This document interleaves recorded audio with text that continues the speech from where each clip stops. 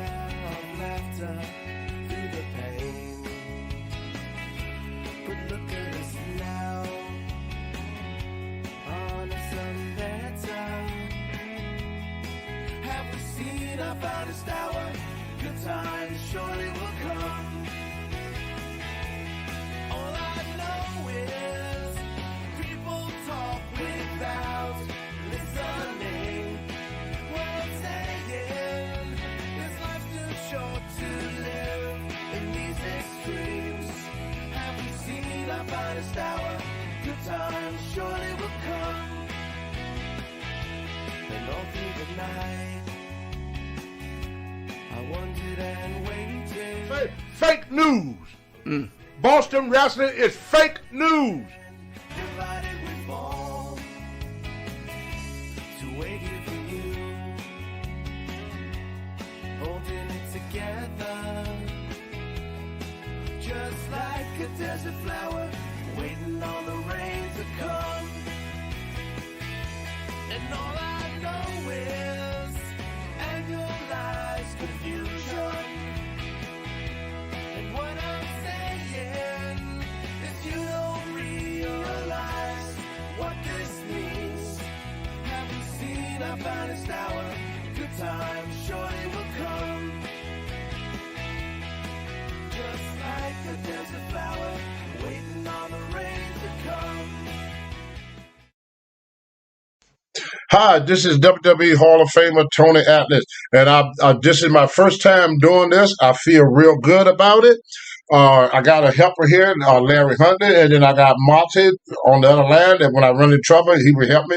Like I said, this is my first time. You can see I'm at my heart. I got my favorite girl, Chana, right here beside me. Got me press slamming somebody, a little action figure. So we're going to start this off. Now, in school, one of the things that I would really, really like to do is because of I live in America, and I'm very proud of being in America, and I miss the USA. So I'm going to start off like this. I pledge allegiance to the flag of the United States of America and to the republic for which it stands, one nation, under God, indivisible, with liberty and justice for all. God bless the USA. Now, a lot of people over the years, I'm sure y'all hear a lot of stuff about wrestlers. But I was just talking to Larry and Marty the other day. I said, I read some stuff on the paper about guys that I traveled with, like Ric Flair and Wahoo McDaniel, Klondike Bill. And I never knew much about them until I went to WikiLink and found out stuff about them. But I don't want y'all to go to WikiLink to find out about me. Now, I was born in a little small town called Clifton Forge, Virginia. And I don't remember much about my childhood in Clifton Forge, but I do remember that I grew up in a town called Lowmore, Virginia. Now, Lowmore was a small town between Covington and Clifton Forge. It was 8 miles from Covington, and it was 4 miles from Clifton Forge.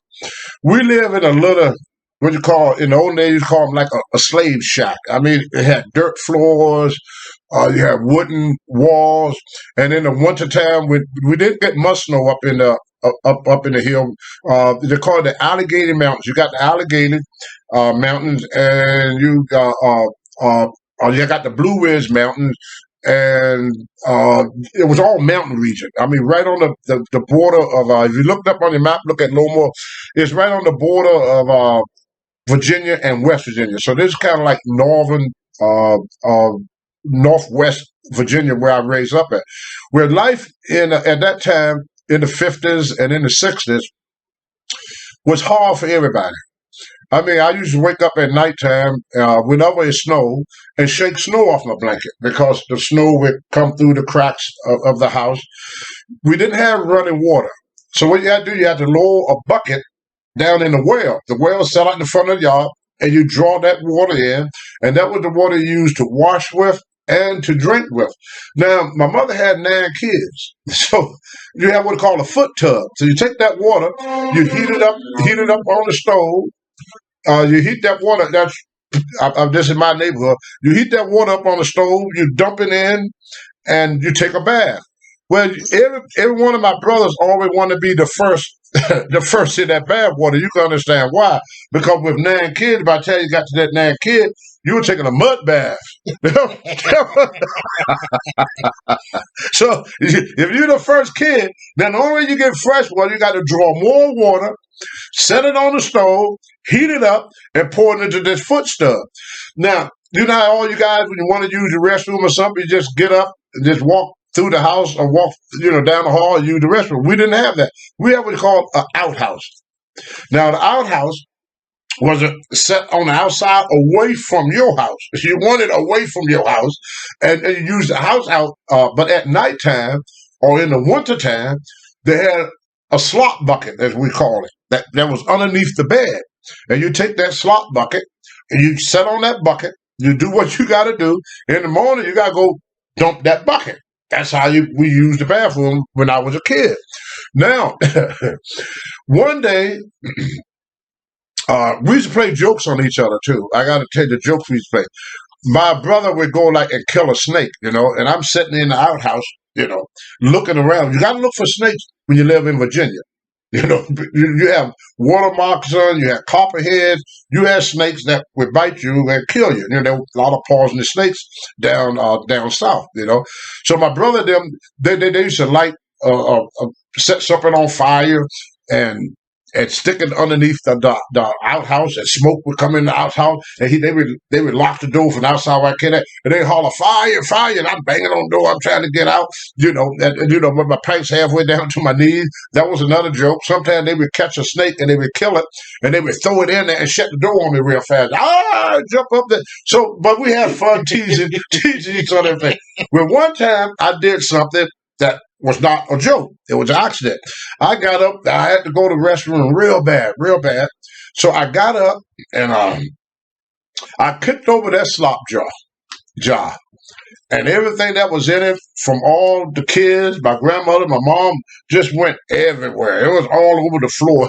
My grandmother never got mad a day in life, was mad at me that day. She said, boy, if you don't get up there and clean that mess up, you better. I'm going to tear your hat all to pieces. If you don't clean that up, boy, you get up there, you clean that up right now. I go, okay, grandma. So I got teased by my brother. They called me Stinky because I stunk up the house. I was called Stinky for a long time. Then I remember one day, I never saw my father yet. And I think I was around, oh my goodness, how old was I when the first time I saw him? I'm just making a guess here. I want to say I was 7. The first time I saw my dad. And he came, and my mother said, your dad is coming home today. I want you kids to clean up the yard, clean things up. So we said, okay, Mom. So I was out sweeping the yard. Now, our yard was dirt. Inside our house, we didn't have wooden floors or floors like you guys got. Like I said, it was old slave shacks where the slaves lived in years and years ago when America had slaves. So the floor was dirt. So I would try to get out of cleaning, doing my chore. So how my mother knew if I swept the floor, because if with a dirt floor, when you step on it, dust would come up if it had not been swept. But if you sweep it, when you step on it, no dust came up. So my mother, when she stepped on that floor, she see that dust rise up from the floor, and every move you make, dust will keep rising. By the end of the day, the whole house is full of dust. You can see it's like a cloud, like a dust storm being in your house.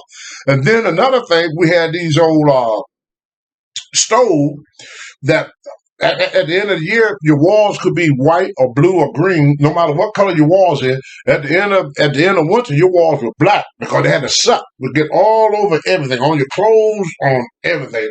Suck. So that was the every year you have to do that with the spring cleaning. Then you have to clean the wall, clean the suck off everything. But anyway, the first time I saw my father, he walked in. He had a 3-piece suit on. I was sweeping the front yard. And a guy lived across the street, lived with Miss Keisha.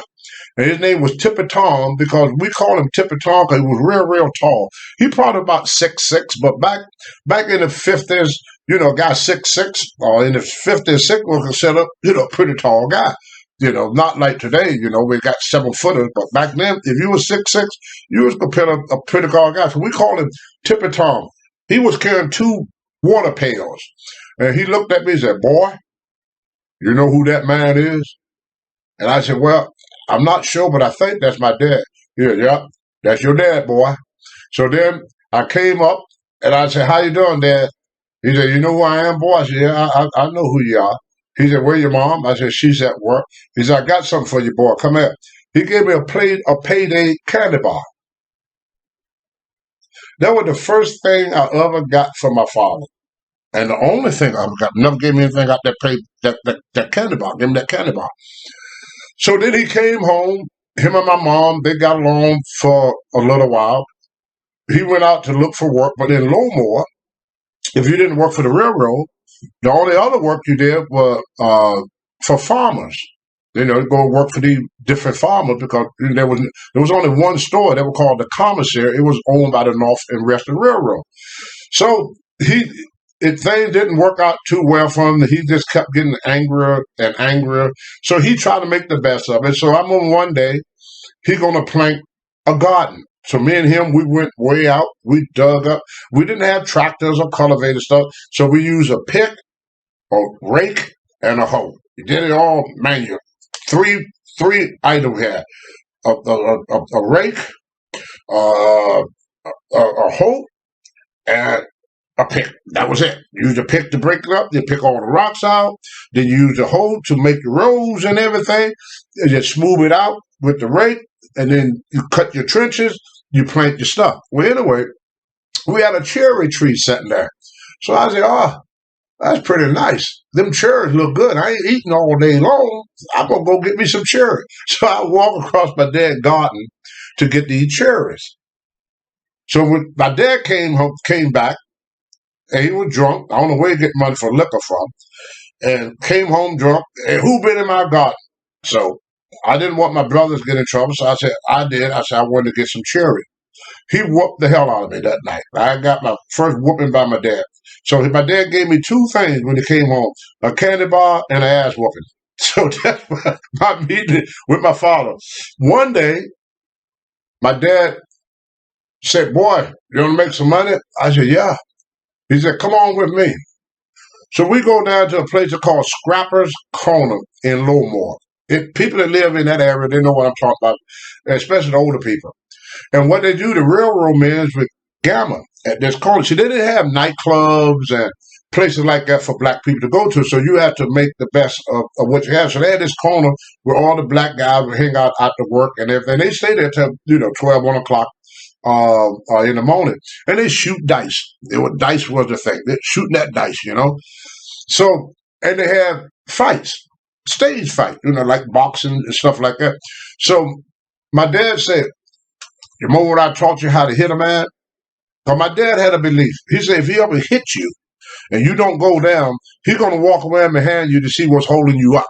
That was his. He believed, he boxed a little bit in the military. He was a cook in the military, but he was on the boxing team too. So he knew exactly how to where to strike that. Tell me to catch him right on that chin right there. You hit him hard, you get right on that chin.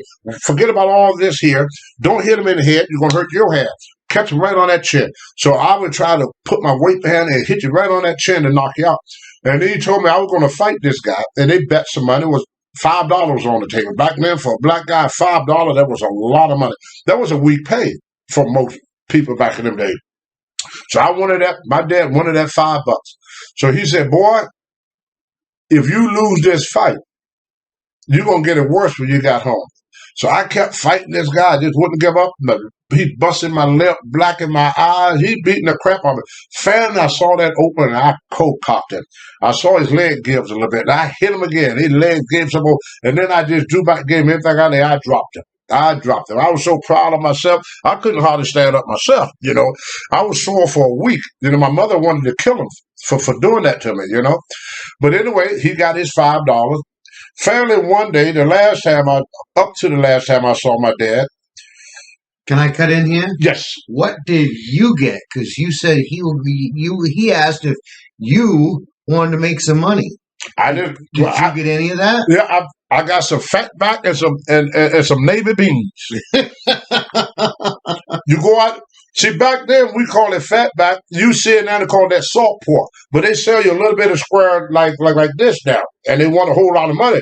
We get a slab was that big, and you slice it like you slice bacon.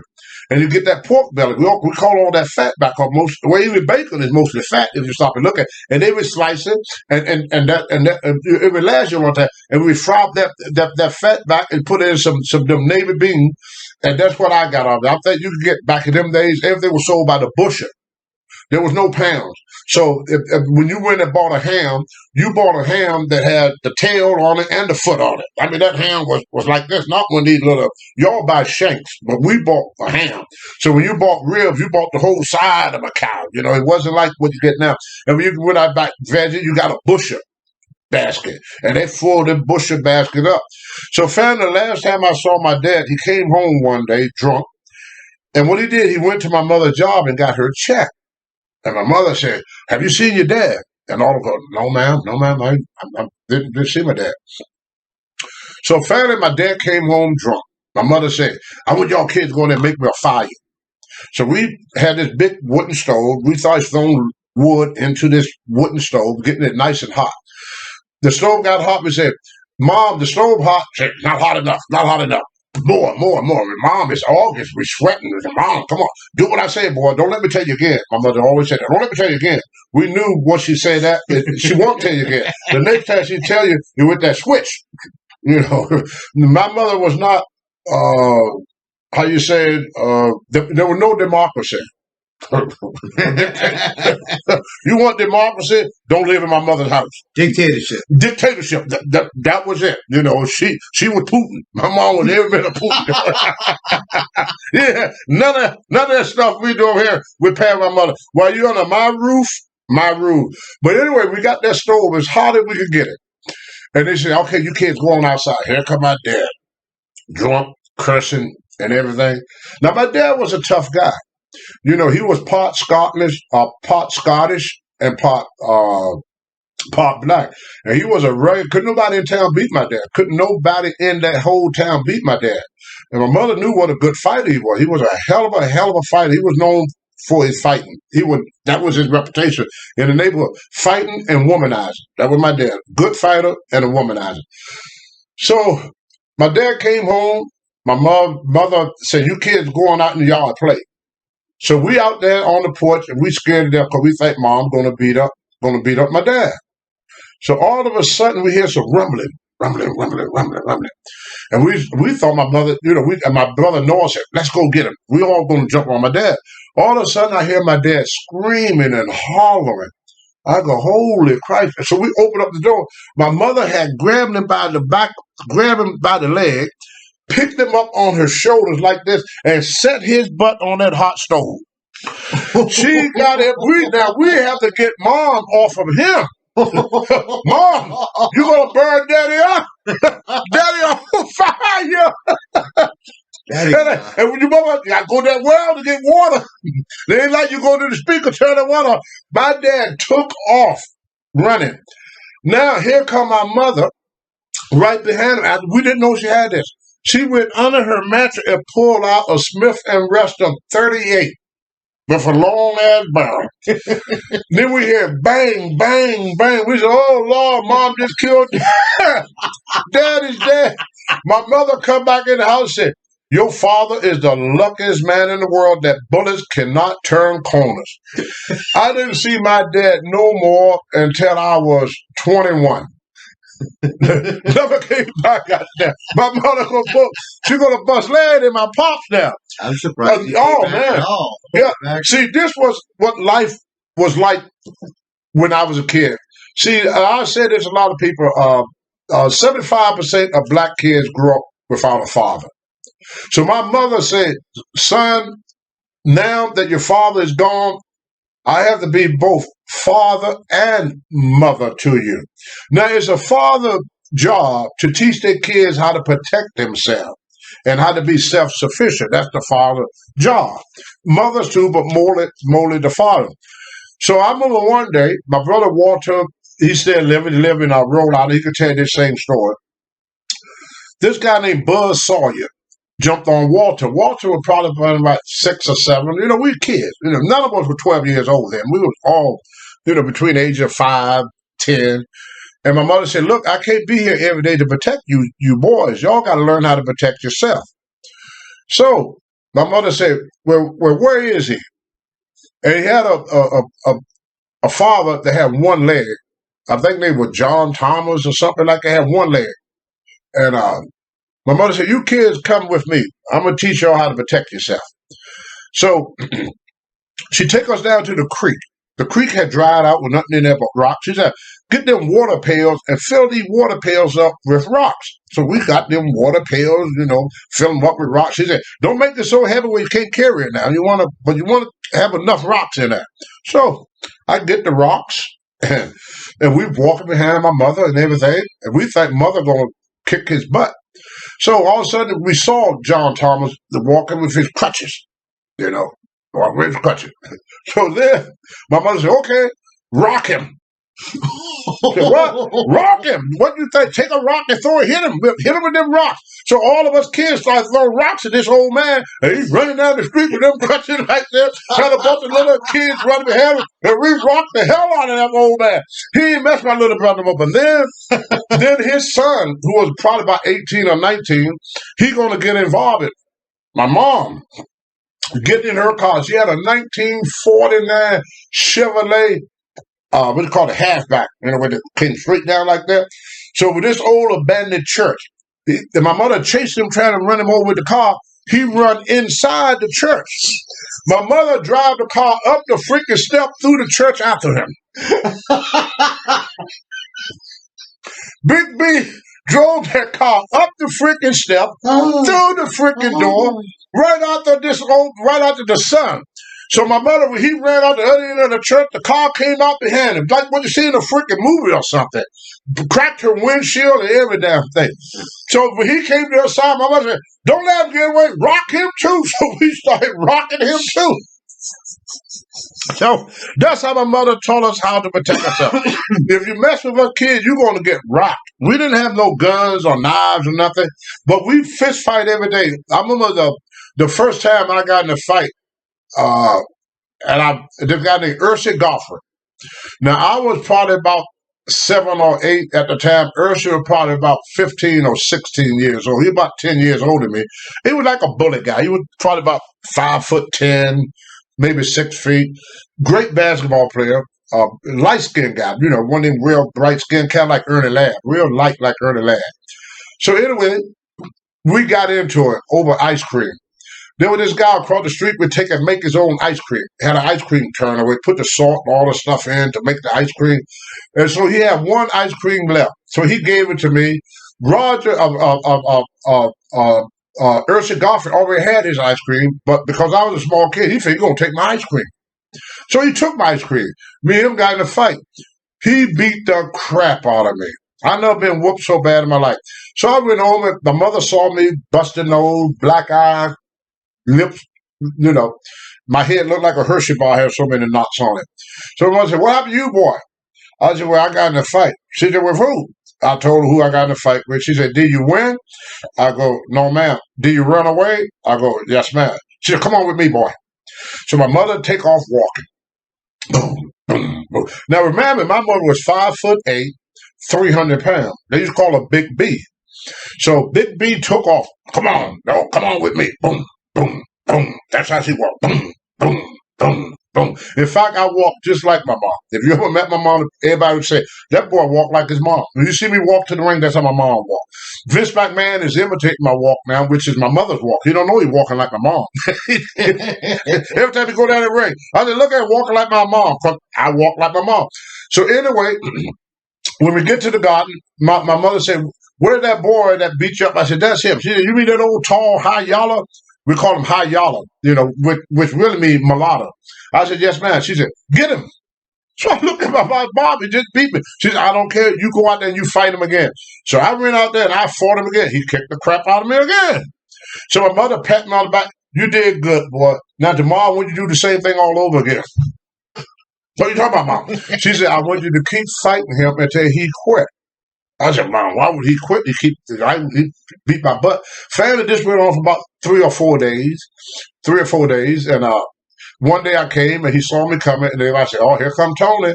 And they knew it was going to be a fight because my mother said, jump him every time I see him. So every time I saw him, I jumped for about 3 or 4 days. Finally, he told me, he said, Tony, tell your mom you won today. I don't want to fight you no more. And I got the name of being crazy. In fact, my nickname was Argo because I would volunteer. Anytime there was a fight, somebody said, anybody want to fight? Argo. Argo. I do. I would volunteer for anything. I was like a Virginia, Tennessee, volunteer. Believe it or not, I did that same thing. That stuck with me not only just in my childhood, but in my adulthood when I got into a scrape with Saito, Mr. Fuji partner. And me and him got a fight, and we fought for 3 or 4 days. Finally, Vince McMahon Sr. called us into the office, and he said, look, if you guys fight, the next time you guys fight, he said, Tony, I'm going to fire you. Saito, you going back to Japan. So if y'all fight again, you both are done here. This is not, I don't want no more fighting in the dressing room.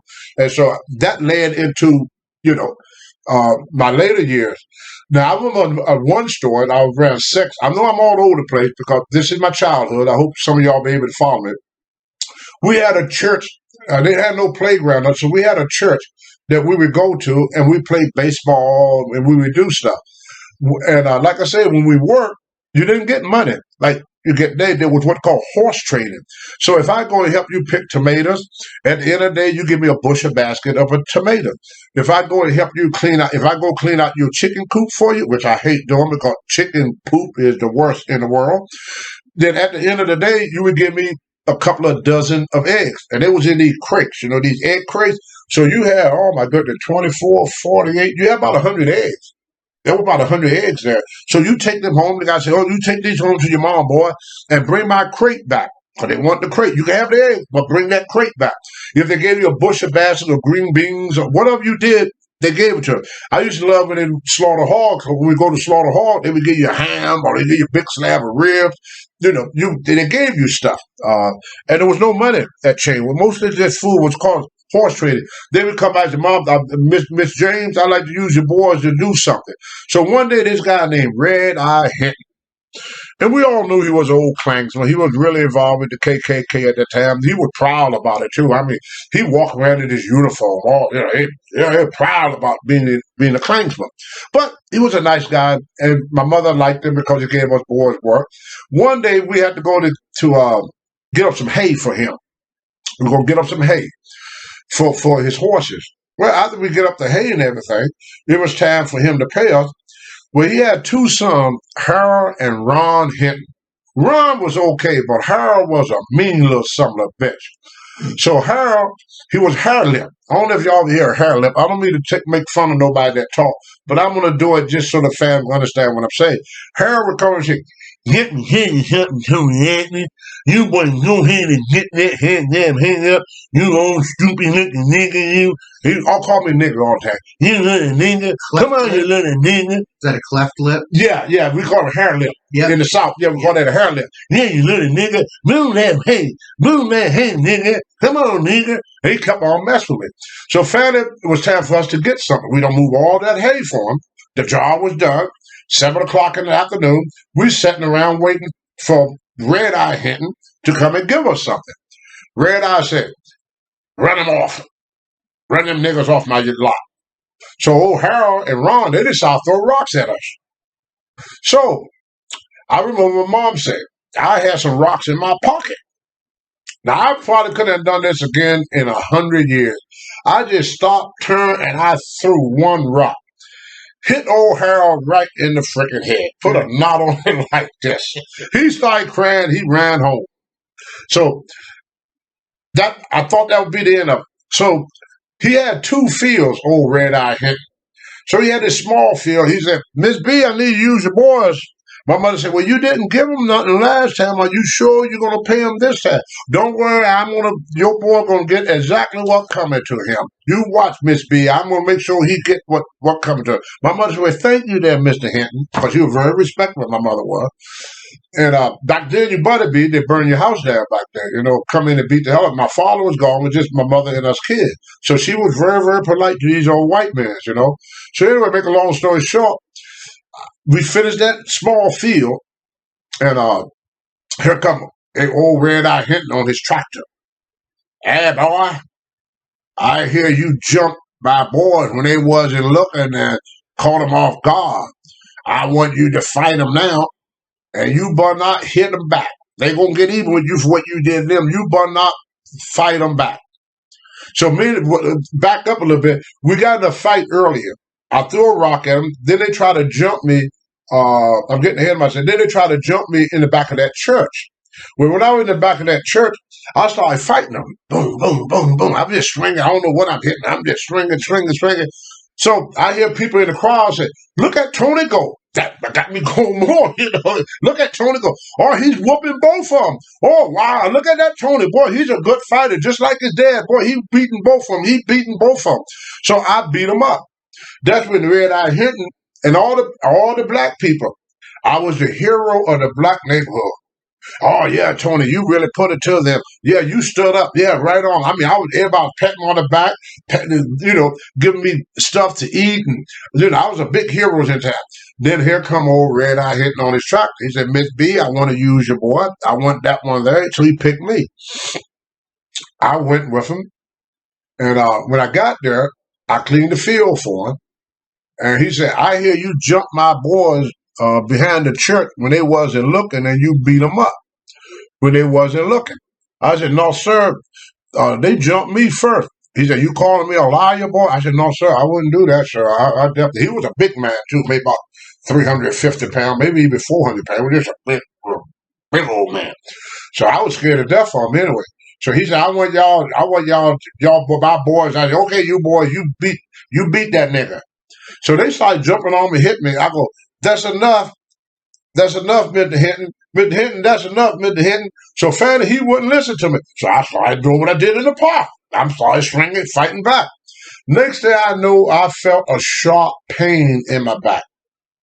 He had stabbed me in the back with a pitchfork and drove me to the ground. And then his son started kicking me and beating me while he held me down with that pitchfork. Here's the part that got me. When I got up from there were probably about 10 or 15 black men and women standing around watching. This white man pulled me down while these two white boys kicked the shit out of me. And this was at first they were bragging about how well I fought the two boys, but then when the father got involved, now this is what they were saying about me now. I knew that Tony was a troublemaker. He's nothing but a troublemaker. He had no business jumping on them boys. He could have walked away from that fight. He didn't have to do that fight because they're afraid that this man gonna retaliate against them too. So right then and there, I knew that I was pretty much on my own. And my mother told us, you never hang your dirty laundry out to dry. She said the only person that's gonna protect me is me. And I learned that early on as a young kid. But anyway, moving on with the story. I may go back and forth to Lone War, but that's pretty much how my childhood was. By the time that I was 12 years old, I must have been in about 30 fist fights before my 12th birthday. It was everyday thing. You go out to play basketball, you got a little jingle in your pocket, the guy would jump. I remember one time we went out trick-or-treating, me and my brother. And most time, it was segregation, so black kids couldn't go into the white neighborhood. So my brother Noels was pretty smart. He said, hey, I got an idea. I said, what? That's us become ghosts. And I said, I don't want to be no ghost. No, it's going to work. We're going to become ghosts. So we took these sheets and we cut little holes in it and put it over top of us. Then we went into the white neighborhood to get the good candy. Because in the black neighborhood, all we got was that homemade stuff. Or apple. You didn't get that good candy like we saw on TV. You saw that Babe Ruth, them Hershey bars, and our mouth. But my mother couldn't afford none of that. So it was always some homemade taffy or some rock candy or some peanut butter. I like the peanut butter, but everything was homemade, which we got all the time. And that's what, or apple or orange. We didn't get the candy we saw on TV. So now you go into the white neighborhood, you get the good candy. So we were in the white neighborhood to get the good candy. As I was coming back, some of the older kids that was at the teenage boy, they jumped us and they took our candy away. And then I said, man, I got to find out something to make myself, bother at what I do. So after living in Lone Moore, Covington, and Clifton Forge in my earlier years, there's a lot more that I could say, but I don't have the time to do it. I got these people came. Can I butt in? Yes. How about you? You've talked about your brother. hmm You haven't actually talked much about him specifically. Tell us about all your brothers and your sisters. Well, my mother had 9 kids. When my father separated from my mother, he took the girls and one boy. There was 3 girls. They were triplets. My mother didn't want to break up the triplet, and there was a boy and a girl which were twins, Sherman and Shirley. And they got sent away when I was probably around 5 years old, and I never seen them a day in my life. You know, I'm an old man now. I got 4 sisters and one brother, which I never see because they left with to go to Richmond. My father went to Richmond because he figured, you know, that was a better place. He tried to get my mother to go with him, but my grandmother did not want to live in the city. She was born as a country girl. She was going to die as a country girl. So she wanted to stay in the country, even though there was no work for my dad. My dad eventually got a job at Philip Morris, the tobacco place up in Richmond, worked for Philip Morris. But after he left, I got in a fight. I had to learn how to protect myself and everything. So finally, these people came to the house because I came to school dirty all the time. I took a bath maybe once every month or two. I mean, a bath was like a monthly thing to me. I never combed my hair. First time I combed my hair, I was 12 years old. We didn't have combs.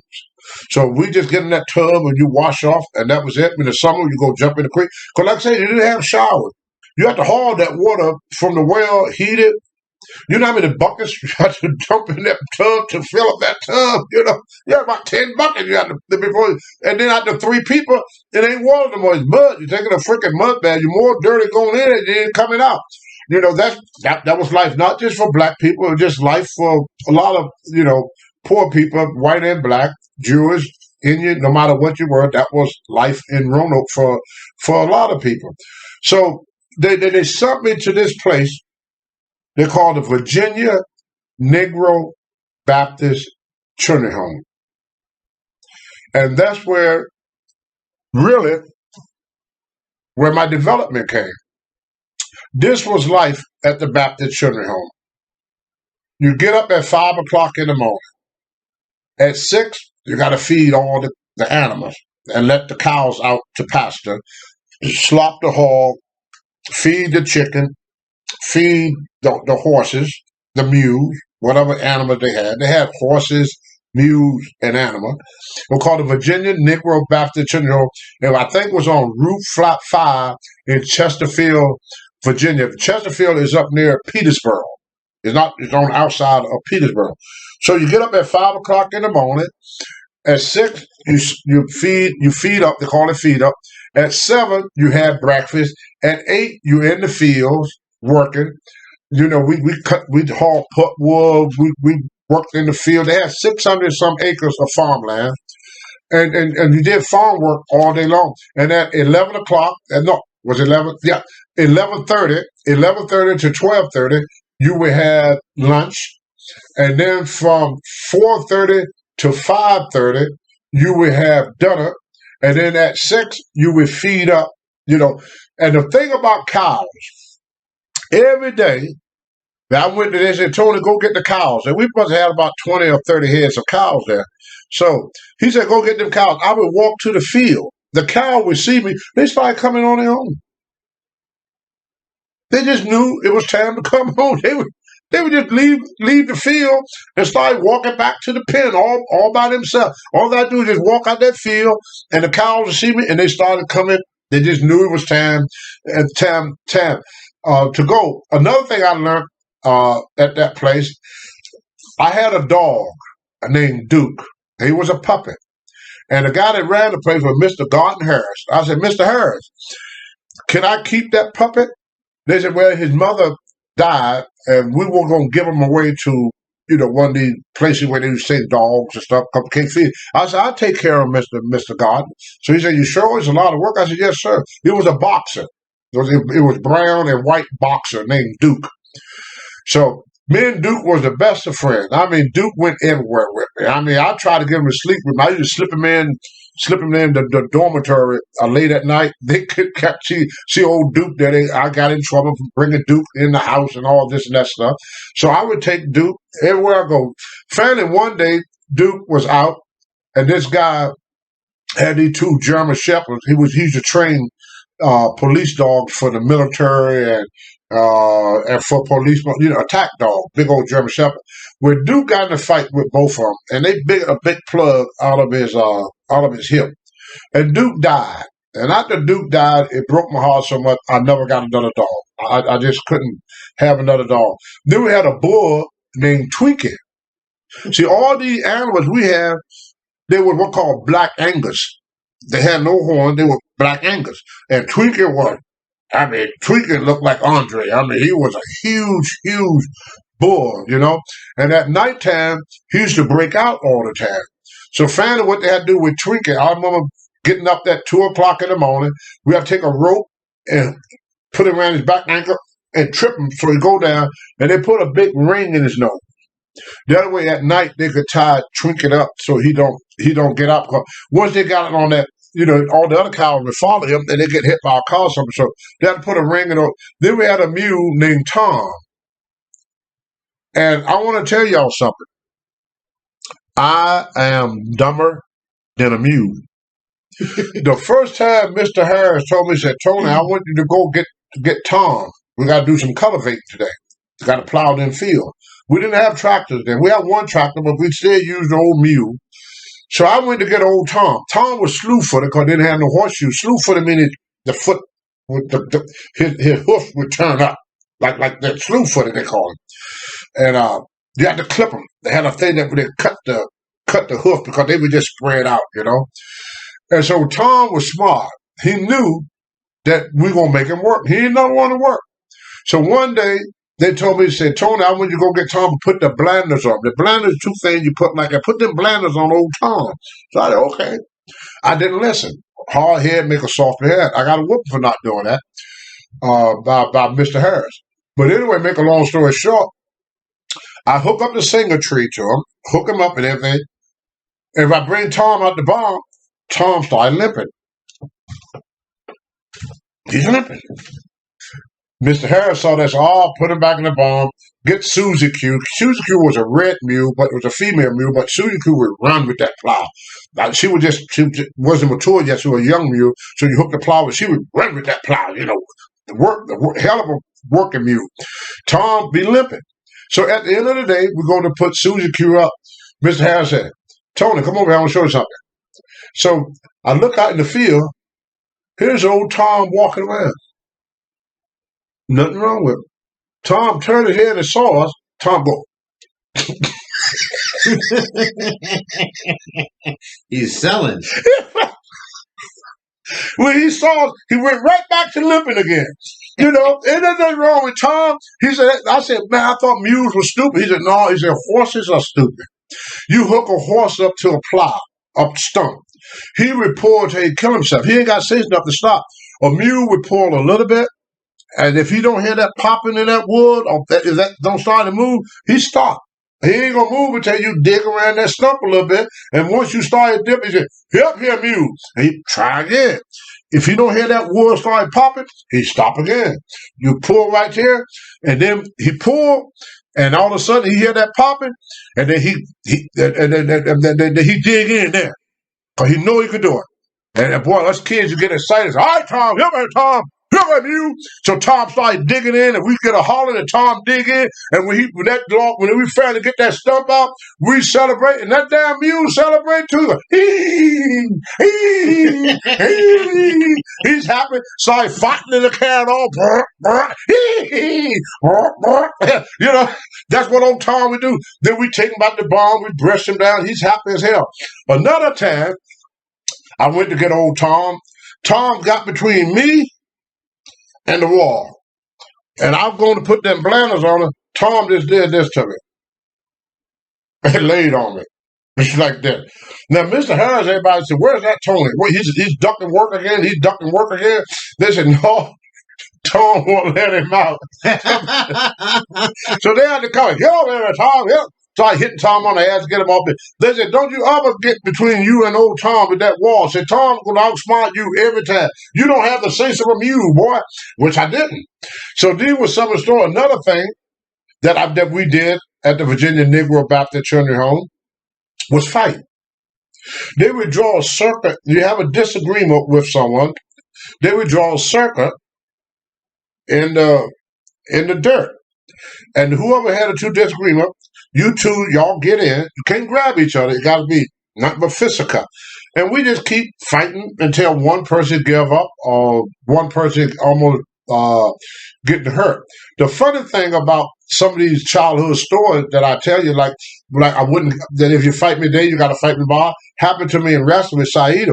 Well, believe it or not, this happened to me again, went from the Baptist Children's Home to Mid-South. Bill Watts was that way. You had a disagreement. The guy would circle you in the middle of the dressing room and you fight it out. After the fight is over, I don't want to hear no more about it. It's kind of odd that what I learned at the Baptist Children's Home became stuff. The same thing happened to me in the world of wrestling. And like the same thing with Red Eye Hinton. When I turn around, when I work and not get paid, same thing happened in wrestling. And even Larry and a lot of wrestlers can tell you go work for a promoter, and in the day, the promoter, like Nick Gudis, tried not to pay me and Tommy Rich. I went to Africa, got stuck, didn't get paid. I've been in a lot of places where, I got screwed all my money, including North Carolina and Virginia. So it was like history. My childhood came back around real kind of strange in the restaurant. So I stayed at the Baptist Children's Home later on. Yes, Larry. Why don't you go back and say why you went to the Baptist children? Because I was all nasty and dirty, and the kid was complaining about how I smelled. So they turned me over to the state. So the state told my mother, said, we got to take two of the boys from you. So they subbed me and Charles. Walter was the baby stayed. My brother Norris left. He went to the Job Corps first, and then at 15, he had my mother sign paper, so he go to the military. He served 35 years in the United States Army. My brother Norris, he retired now. He lives in Washington State. I talk to him occasionally. He's in his 70s now. Great guy.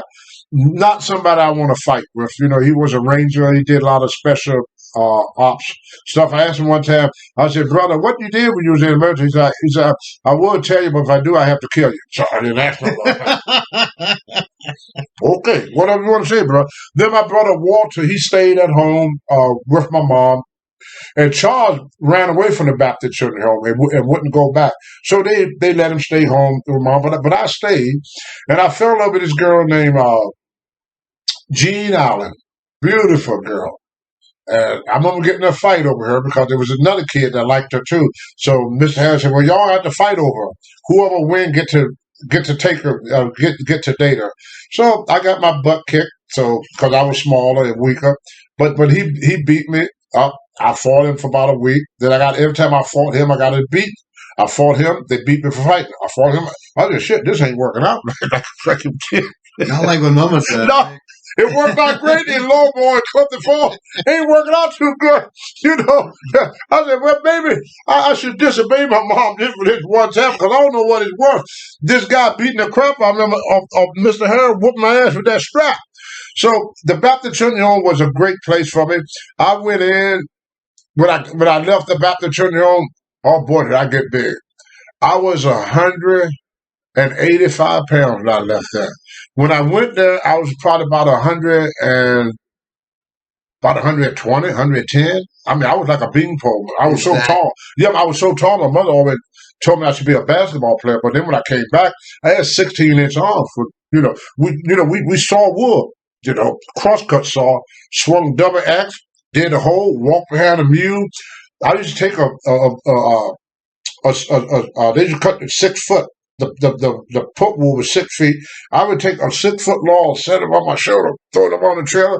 I threw 200-pound hay bales around. Oh, I'll tell y'all this story before I get out of the Baptist Children's Home. Sometimes people come by the Baptist Children's Home to get kids to do work for them. Now, anybody ever haul hay, know you have to wear a long sleeve shirt. If you don't, the hay would scratch up your arm. So I got this long sleeve shirt on, and this guy decided he's gonna cut the hay while it was still green. Most people don't do that. But he wanted to cut it while it was still green. Why? We don't know. We didn't ask. We just did what it said. So I grabbed one of them hay bales and I threw it up on the trailer. And it was an old black snake in that hay bale. And he said, "Tell my damn arm." I took off running and hollering and screaming, and I'm stripping as I'm going. I'm taking my shirt off. I took my pants off. By the time I got to the end of the field, I was standing there buck naked. I ain't had a stitch of clothes on, and I'm scared. And where that snake? Because I'm scared to death of snake. I'm still think that I still can feel that snake, even though he ain't on me no more. So the man that was the white guy that was sitting on his tractor, he laughed. Every time he came by there, he said, "I want that boy there." He said he's not the best worker, but he's gonna do something before this day is out. He's gonna do something to make me laugh. Sure enough, the next day I'm gonna help his daughter. She had these outdoor thing where the big flowers got the glass on it. Oh, the greenhouse? Greenhouse. She had a greenhouse and she made a lot of flowers. She sold them to different places, took them to stores. That was her business. Anyway, she had her son, me and Charles were there. She had a son that she bought him a Zorro outfit. He had the mask, the black hat, the vest, and had the little chaps pants, And he had a little 6-shooter, fake gun. Well, not a real gun, little cap gun. And he had a whoop. So he come in there. We was in the field, we working. He go, "Get to work, nigga." Hit me with that damn whoop. Whoa. "Get to work, nigga." Hit me with that whoop again. I said, "You better cut that out." So Charles said, "You better stop that." I'm telling Mom, "You go tell what you want, nigga. I hit you too." What? He hit Charles. Charles, get back. "I'm going to tell your mom." So Charles hit Charles again. Charles took off to go get his mom. So he kept hitting me there. What about the man? "Stop that. Stop." So if he wouldn't stop, I reached down in my shoes. I took my shoelaces out. I tied them together, and I took my shoelaces. I whooped the hell out of his little white ass. His mother came. "What you doing, my boy? What you doing, my boy?" I'm trying to explain to her. I'm telling your mom, you're going to get a whooping when you get home. Sure enough, I get home, I get a whooping. Because I'm not supposed to hit a white kid. I hit a white kid twice in my life. I hit a white kid. Both times I got in trouble for it. The old hitting boys. And that's why I like wrestling. I can beat up white people and not go to jail. That's my first time beating up white folks and I didn't end up in jail for doing it. But that's what's life, the way it was when I was a kid. There's a lot more to tell about my life. But then I came home for the Virginia Negro Baptist Children's Home. I came over to Virginia Baptist Children's Home, and my mother had moved from Covington. Oh, there's one thing that I want to tell y'all. I got just a few more minutes on this segment. If you ever go to Clifton Forge, there's a rock. There's a rock. I'm going to try to find a picture of it to show y'all with the face of Jesus on it. It was right down the street. What happened, they told me the story, I wasn't there, but old people told me the story, that there were these ministers and deacons, they were out drinking and swearing. All of a sudden, the cloud got dark, it started lightning and thunder, and it rolled off the hill. And when it rolled off the hill, they picked it up, they put this rock on top of another rock, automatically water started coming out of this rock. It's right there today. I took a picture of it probably about 5 years ago. Got the face of Jesus on it. Nobody carved it, and water is coming out. They try to cap it off, and it can't. They try to move the rock, and it can't. That's why I believe in God, because I tell you, I got to tell this story before I end this segment. A guy named Jerry Hayes, me and him and a girl was walking. He liked the girl. I didn't know it. The girl liked me, but she didn't like Jerry. So what ended up happening, if y'all look close, you see it's a dent in my head right here. There sure See that is. dent? See that dent? And then you see me, I got a crack to go across here. Jerry Hayes pushed me. I was looking, I said, because the creek was dried up. So I said, "Jerry, look, the creek is dried up." Jerry came up to me and said, "I'm going to push you." I said, "You better not." So just as I said, "You better not," he pushed me head first. I fell, cracked my skull, and my skull. You could move my skull just like this. I go home to my grandmother. My mother was at work. She said, "If you pray to God, He would give you what you want." So I asked God to be strong like Samson, built like Hercules, and have a lot of friends and money. I became United States bodybuilding champion, one of the strongest men in the world, and a wrestling star. Everything I asked for in that prayer came true. Another thing I want to tell you, fam, you may not want to believe me. I met a lady probably about 10 years ago in Iron Gate. I ran on outside Clifford. She said, "You don't remember me, boy, but me and your grandmother prayed to bring you back. To bring you back." I died from that push. Didn't even know it and came back, according to old people that live around that area.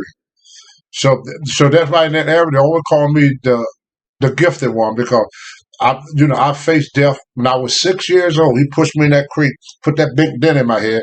His name was Jerry Hayes, and everybody around that area, though, they thought I was dead. Everybody thought I was dead. My grandmother got me to pray with her. I got down on my knees. I prayed my grandmother to be strong like Samson, built like Hercules. And the reason I say built like Hercules, because Samson, according to the Bible, did not have a build. He looked like a normal man. In fact, he was very deceiving looking. He looked like a weakling, a wimp. He looked like Pee Wee Herman, according to the Bible. Hercules was a gladiator, was built up and was built, and a lot of friends. I became everything. When I graduated from high school, I graduated with the same clothes I started school with, and a year later, I was making $75,000 a year. 1 year after I finished high school. So this is pretty much some of my life when I grew up to be a professional wrestler. Later on, I'm going to get into how I got my start from wrestling and how I got started in weightlifting. We still got about 5 more minutes, Tony. Yes, I got 5 more minutes to talk to y'all, and within them 5 minutes, I just want to say this.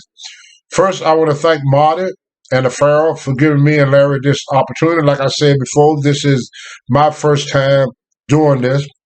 And I know a lot of wrestlers that helped me. A lot of people helped me along the way. And I like to use this broadcast not to blow my own horn, but to let y'all know that in America, no matter how poor you are, you can be raised in a slave shack where you have to go and haul your water. You can have an outhouse. You can have a bucket underneath your bed.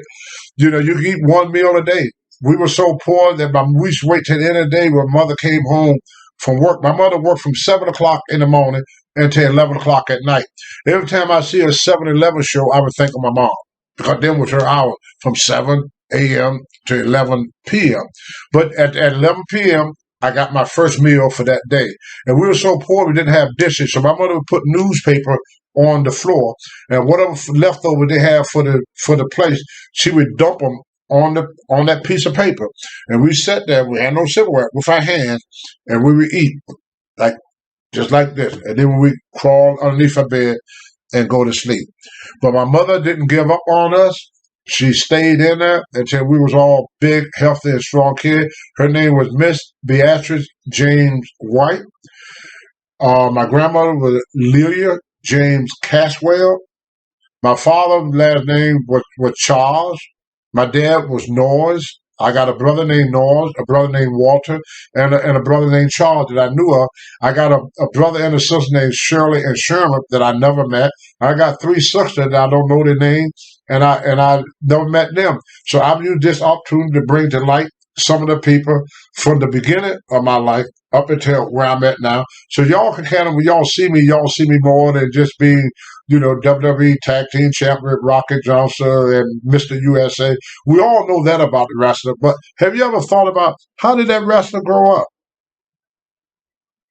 And this is what I'm trying to do. I'm trying to let y'all know how I grew up. I grew up in poverty.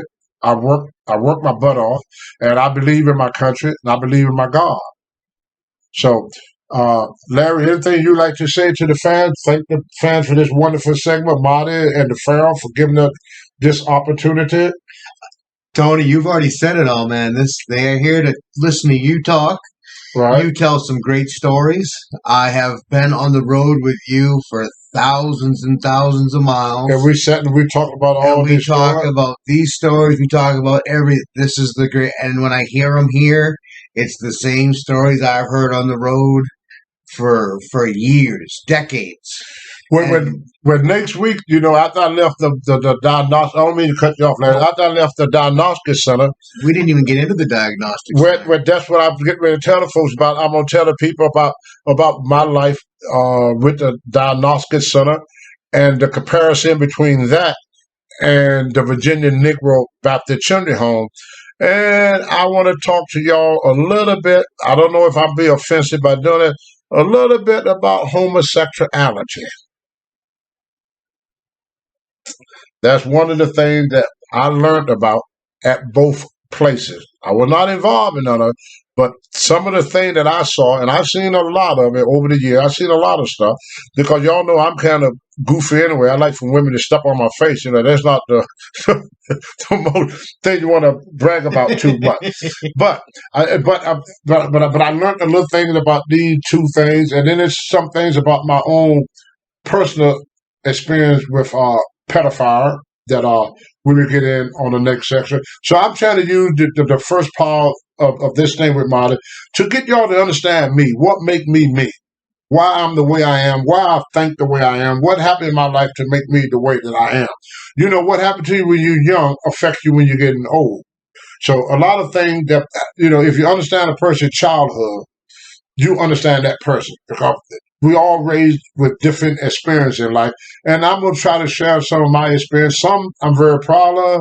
Some I'm not so proud of because, none of us are perfect. And most definitely I'm not perfect. So I'm just trying to explain to y'all how I grew up and how life was, not just for black people. Because everybody want to make everything black and white. We're all Americans. And poverty hit all of us. All of us get in fights. All of us get robbed. All of us get abused. All of us go through hard time, good time, happy time, sad time. We all do it. We're human. We live here on earth. We live in the greatest country in the history of the world. And once again, if it wasn't for Marty and the Pharaoh, I've been on a lot of shows. Everybody got a flow mat for what I need to talk about. With Marty and the Pharaoh, they said, Tony, you talk about what you want to talk about. This is your hour. You do it the way you want to do it. So, this is going to finish episode number 1. Number 1. Of Tuesdays with Tony. And like they used to say back in the old days, we'll see you again. Be there.